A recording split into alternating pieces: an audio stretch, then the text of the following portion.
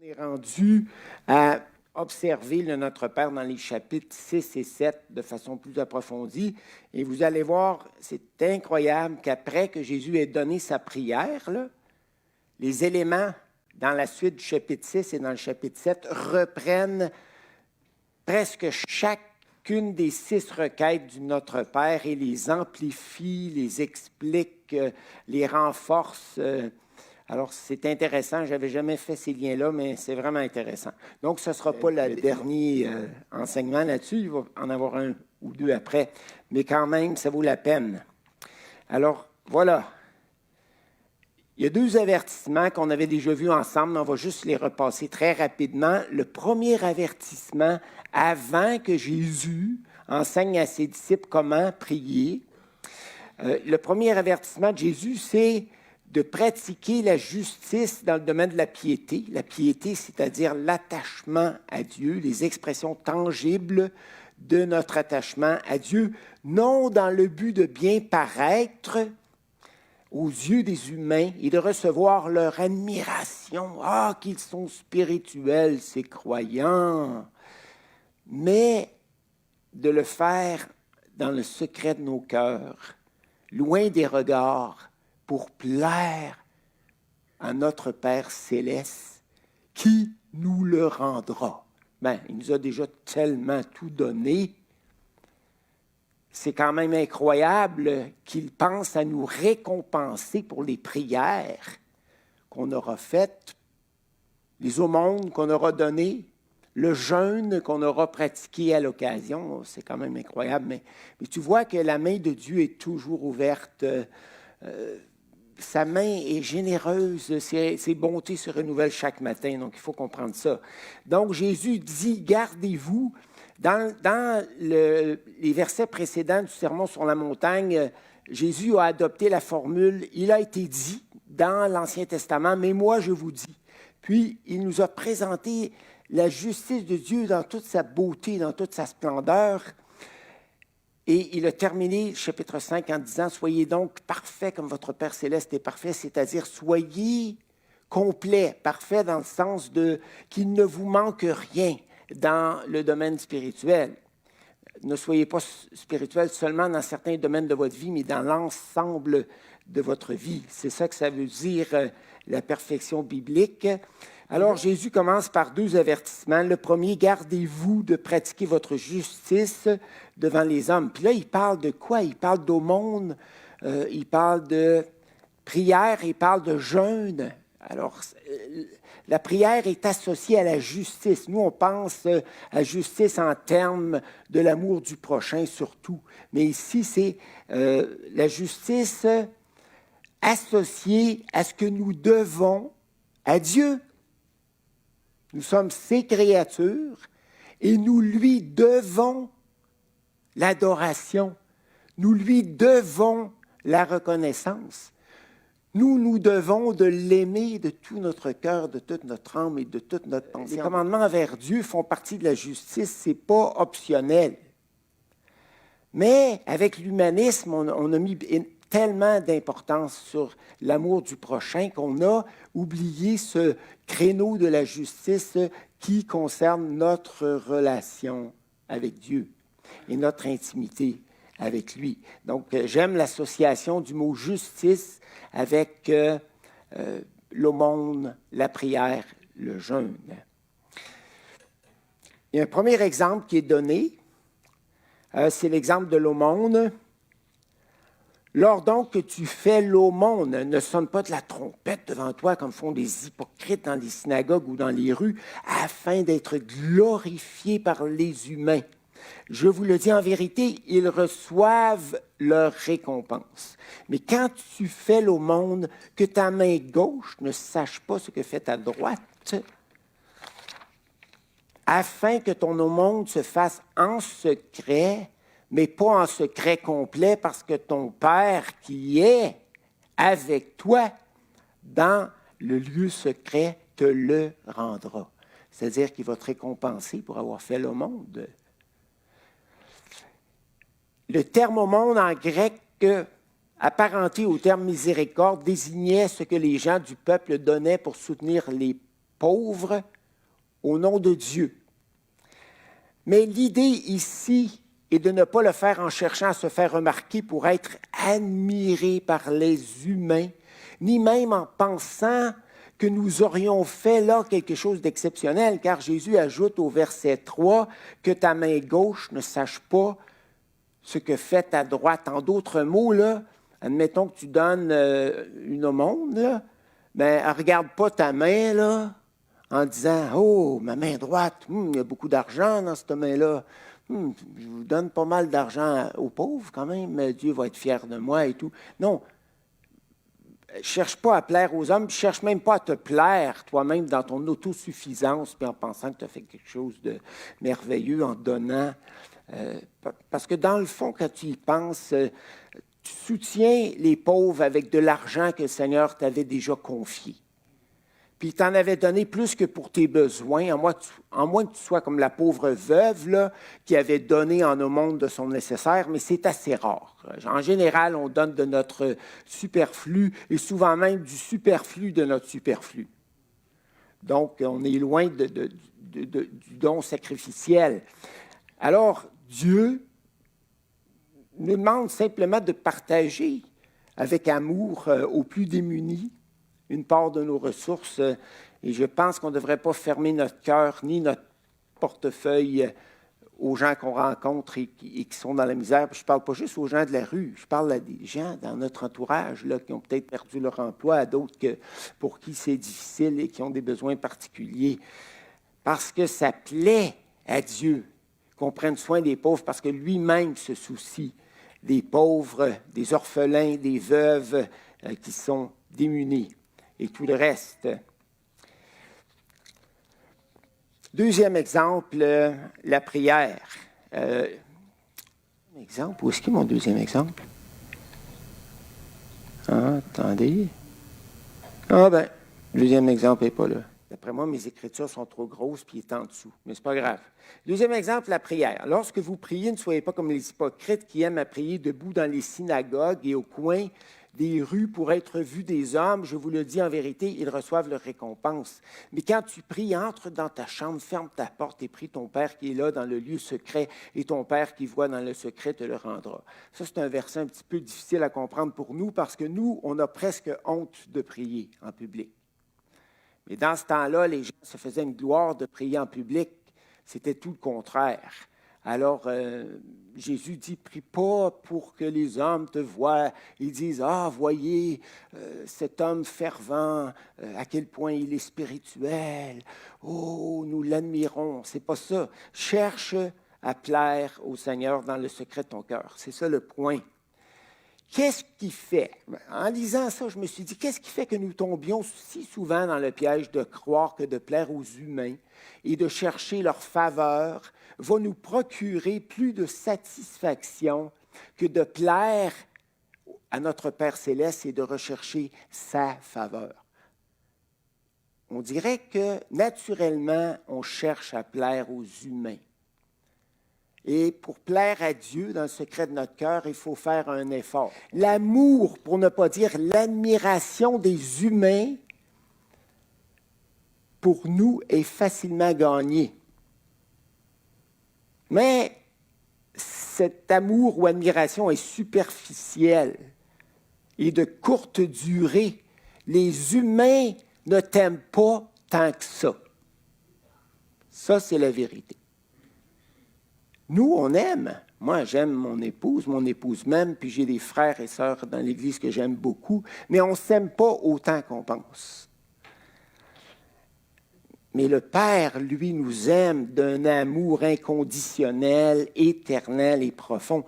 Le Père nous connaît de fond en comble. Et dans le texte, là, il y a une répétition dans l'idée que le Père sait de quoi tu as besoin. Le Père sait ce que tu es en train de vivre. Le Père te connaît.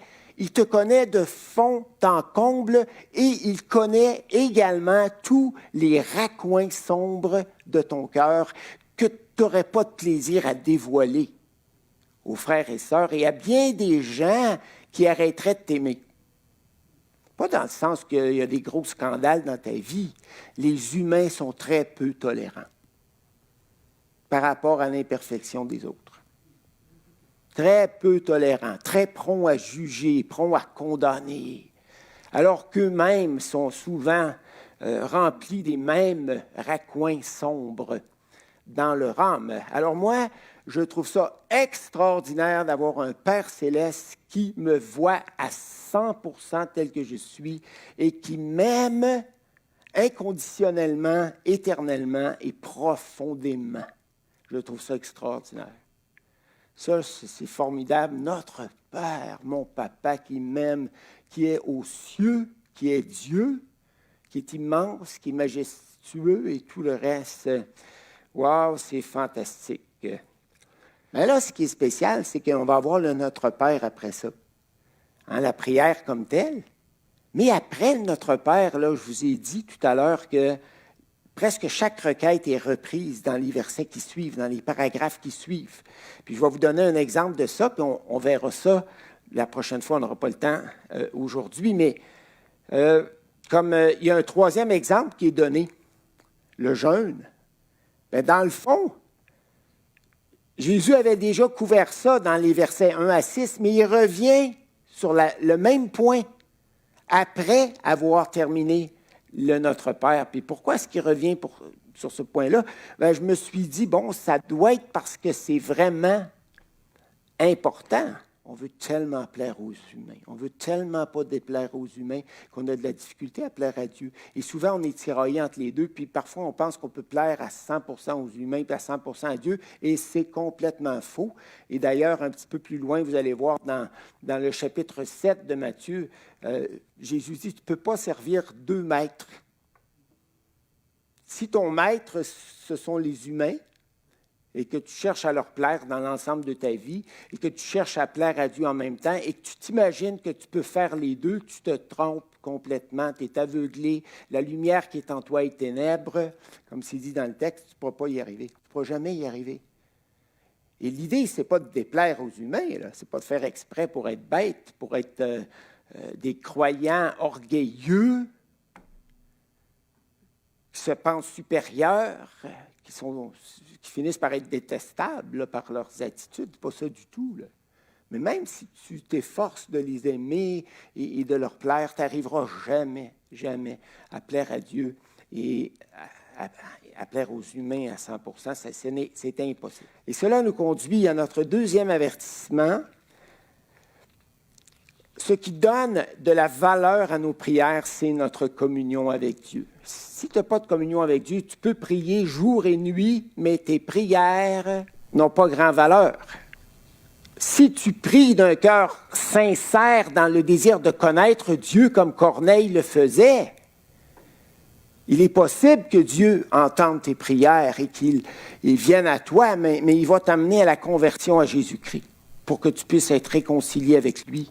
C'est ça qu'il va faire. Il va t'envoyer la lumière nécessaire, comme il l'a fait dans le cas de Corneille avec Pierre, pour que tu puisses être en communion avec lui. Mais la prière en soi, les moulins de prière, les répétitions de prière, de chapelet ou de tout ce que tu voudras, ou même les prières des croyants évangéliques qui n'ont pas de foi dans leur cœur, n'ont pas de confiance en Dieu, ni dans son amour,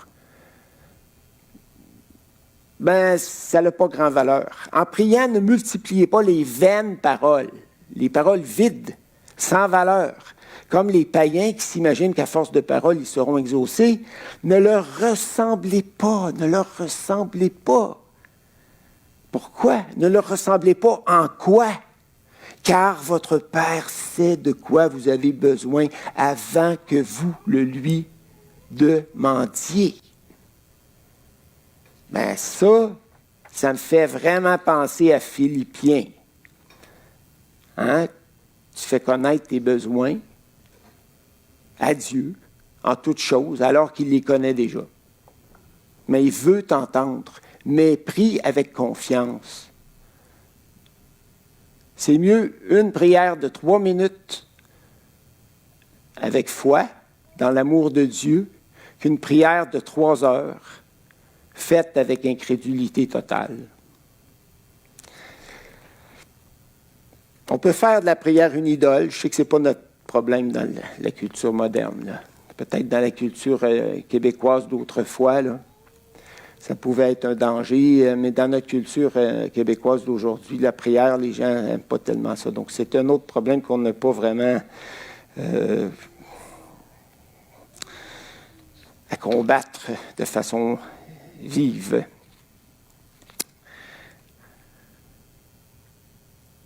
Le Notre Père a 6 requêtes. La première, vous la connaissez bien, Notre Père qui est aux cieux, que ton nom soit sanctifié.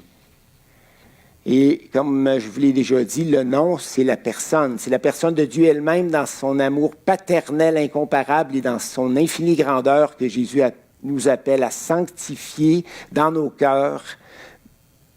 Pas son nom seulement, mais sa personne entière. Et le verbe « soit sanctifié » ne signifie pas, évidemment, « soit rendu saint ».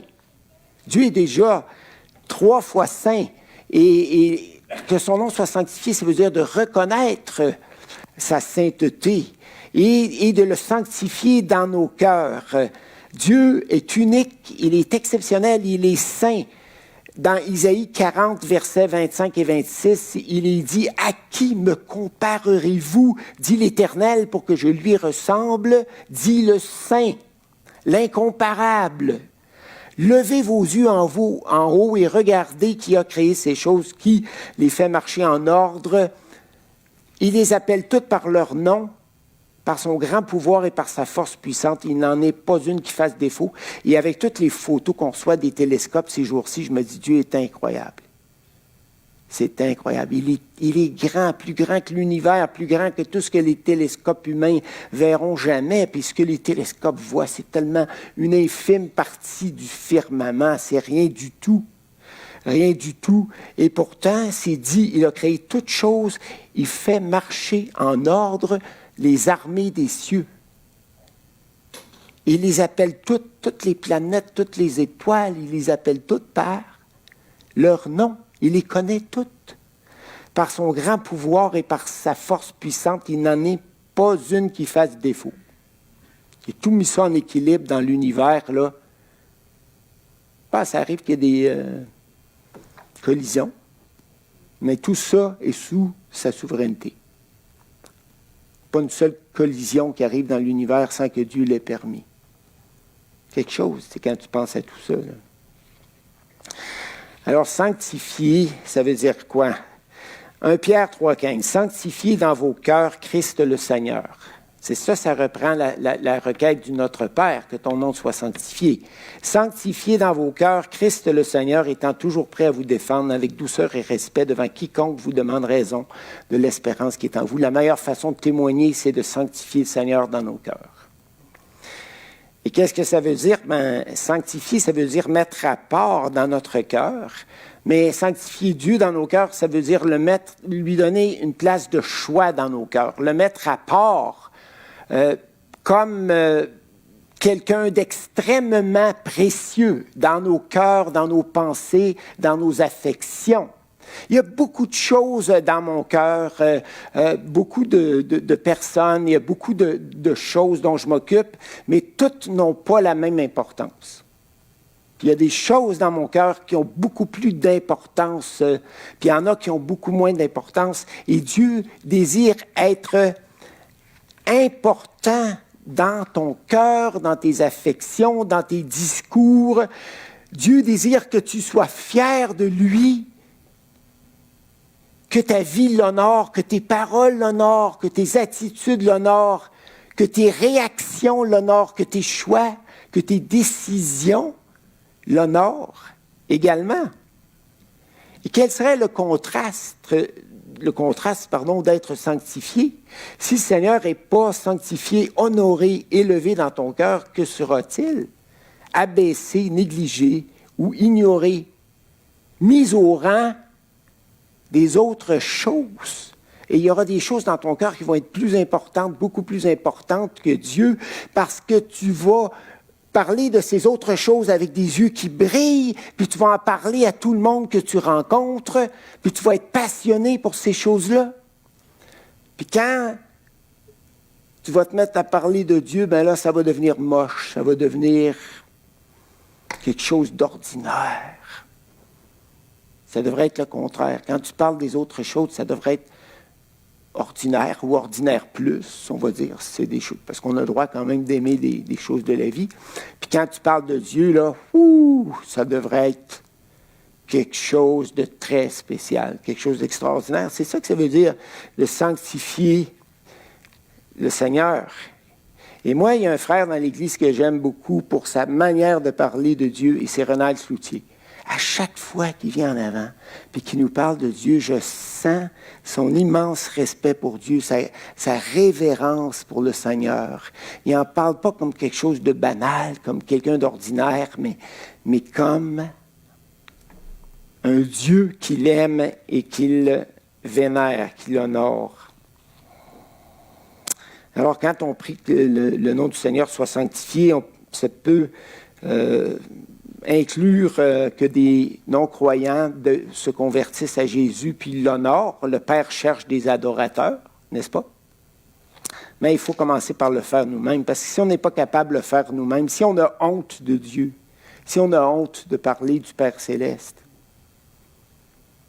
on parle de notre nouveau char, puis on parle de notre nouvel emploi, puis de toutes sortes d'autres affaires qui nous arrivent dans la vie présente. Mais Dieu, non, on devient timide, on n'en parle pas avec fierté, on n'en parle pas avec hardiesse et tout. C'est drôle, hein, parce que quand Paul parlait aux gens des églises et leur demandait de prier pour lui puis son ministère, il priait souvent que Dieu lui donne de la hardiesse, parce que lui-même, dans son humilité, avoue que, à cause de la pression là, des humains contre Dieu, il avait besoin d'être fortifié intérieurement pour en parler avec fierté, puis de continuer d'en parler avec assurance, comme Dieu l'avait appelé à le faire. Donc voilà. Alors, on va s'en tenir à ça. Parce que je sais qu'il y a 2 semaines, j'ai dépassé. J'en suis très conscient, mais je n'ai pas fait exprès. J'avais complètement oublié le temps. Donc, soyez pas offensés, frères et sœurs, à cause de ça. Mais ce n'est pas dans mes habitudes, vous le savez. Je dépasse presque jamais. Puis là, non seulement je ne dépasse pas ce matin, mais j'arrête tout de suite. Mais par contre, je vais inviter Johan à conclure ce culte, mais avec le Notre Père. Bonjour, je me joins à l'équipe musicale pour venir vous présenter un chant. C'est une composition de moi et Bernard qui fait partie du projet Colossiens 3.16. Comme plusieurs d'entre vous le savent déjà, c'est un projet qui vise à offrir des chants qui sont basés sur des passages de la Bible. C'est vraiment un objectif d'abord exposer les vérités fondamentales du passage, puis ensuite de ressortir des applications pratiques. Fait qu'on veut le faire aussi au travers des paroles du chant. Tous nos chants là, sont disponibles sur le site Internet, sur notre plateforme YouTube. Et on a un chant sur le beau passage du Notre Père. On se disait que c'était une belle occasion pour venir vous le présenter, en espérant que ça puisse tous nous aider à s'attacher à la parole de Dieu, puis aussi à se remémorer, garder ce beau texte, pas seulement le dimanche, mais à d'autres moments dans notre journée, dans nos semaines. Vous allez reconnaître un petit peu là, certaines formulations dans les paroles, puis aussi d'autres ajouts. C'est un petit peu comme des commentaires qui viennent expliquer c'est un peu ce que la prière explique, ce que la prière implique. Pardon. Et pour le refrain, on a choisi de mettre vraiment l'emphase sur la soumission et la dépendance de Dieu. Ce qui est vraiment un point crucial, là, comme Bernard nous l'a bien montré, dans la prière, puis aussi dans les chapitres de Matthieu qui sont autour de cette prière. Alors voilà, sentez-vous libre d'écouter ou de chanter avec moi, qu'on puisse être tous ensemble inspirés par ce merveilleux enseignement de Jésus.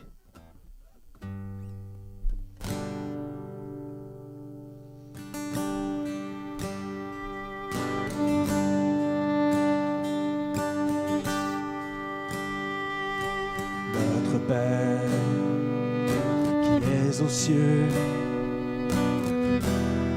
que ton nom soit sanctifié, que ton règne vienne s'établir sur la terre comme au ciel.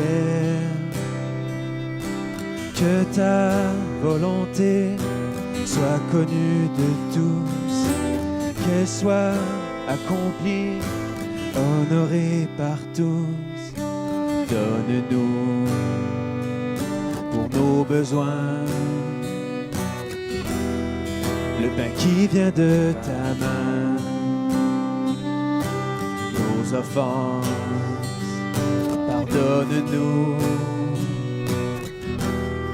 comme nous avons pardonné à ceux qui nous ont laissés mépriser, à ceux qui sans cause nous ont offensés. Que nos cœurs, nos vies entières te soient agréables, qu'avec joie nous te servions comme le font les anges. Que ta volonté, que ta volonté soit faite.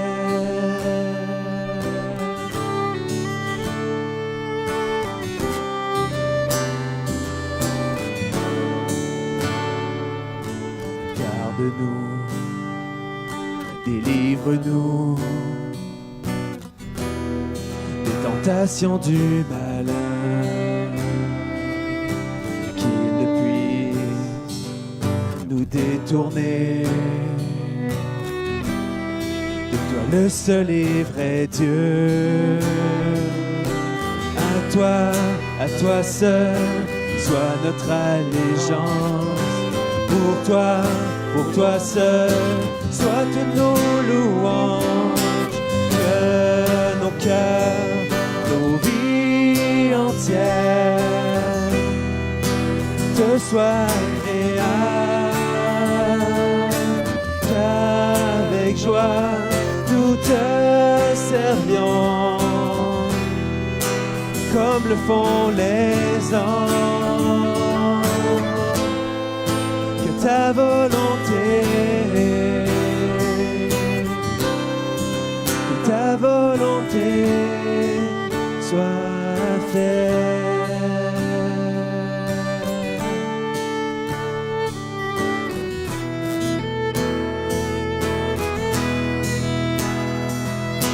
Pour ton œuvre, puissions-nous démontrer le plus grand zèle, car le règne, l'autorité, la puissance et toute la gloire reviennent à toi seul pour l'éternité, reviennent à toi seul pour l'éternité. Que nos cœurs, nos vies entières te soient agréables, qu'avec joie nous te servions comme le font les anges. Que ta volonté, ta volonté, que ta volonté, que ta volonté soit faite.